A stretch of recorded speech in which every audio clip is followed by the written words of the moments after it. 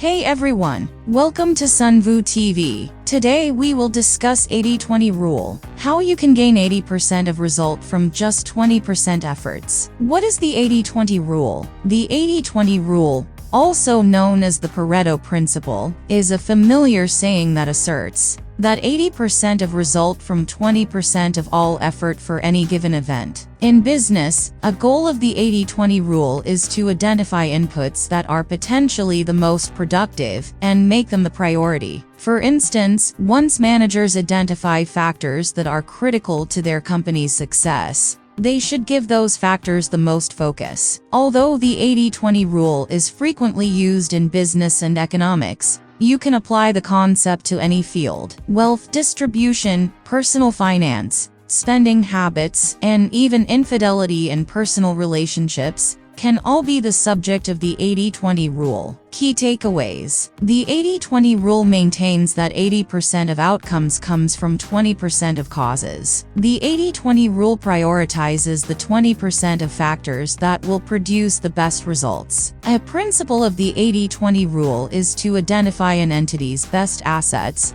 and use them efficiently to create maximum value. This rule is a precept, not a hard and fast mathematical law. People sometimes mistakenly conclude that if 20% of factors should get priority, then the other 80% can be ignored. How does the 80-20 rule work? You may think of the 80-20 rule as simple cause and effect. 80% of outcomes come from 20% of inputs. The rule is often used to point out that 80% of a company's revenue is generated by 20% of its customers. Viewed in this way, it might be advantageous for a company to focus on the 20% of clients that are responsible for 80% of revenues and market specifically to them. By doing so, the company may retain those clients and acquire new clients with similar characteristics. However, there's a more fundamental meaning to the 80-20 rule. At its core, the 80-20 rule is about identifying an entity's best assets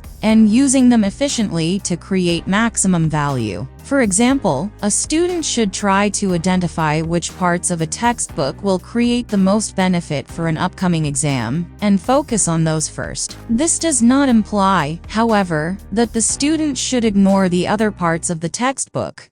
Misinterpretations about 80-20 principle. People may not realize that the 80-20 rule is a precept, not a hard and fast mathematical law. Furthermore, it is not necessary that the percentages equal 100%. Inputs and outputs simply represent different units. The percentages of these units don't have to add up to 100%. It's the concept behind the rule that matters. There's another way in which the 80-20 rule is misinterpreted, namely, that if 20% of inputs are most important, then the other 80% must not be important. This is a logical fallacy. The 80% can be important, even if the decision is made to prioritize the 20%. Business managers from all industries use the 80-20 rule to help narrow their focus and identify those issues that cause the most problems in their departments and organizations. 80-20 rule background. The